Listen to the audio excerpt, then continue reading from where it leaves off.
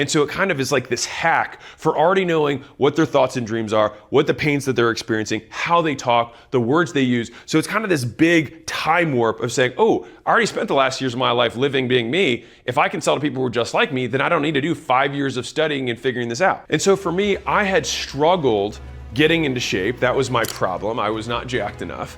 And so then I spent all my time learning about it so that I could become more jacked, so much so that I annoyed everyone at work enough that they were like, please quit this and start something fitness related.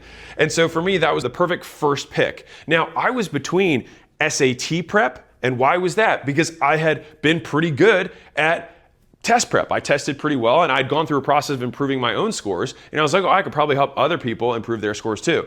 The other thing that I was considering was frozen yogurt, because I actually really liked froyo at the time. This is before frozen yogurt boomed, and so actually it was, kudos to young Alex. It was actually not a terrible time to get into frozen yogurt. And so fundamentally, it's like I had two things I was passionate about, or pain. These are really just equal sides of the same thing, right? It was a pain, and then I became passionate about it when I solved it. SAT, froyo, gym.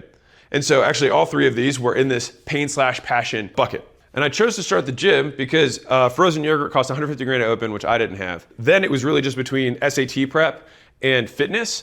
And I actually started on the SAT prep path first, and then I was gonna partner with someone, and then I'll just say it ended poorly. And because of that kind of negative experience, and I wasn't emotionally mature enough, I said, fine, I'm not doing that.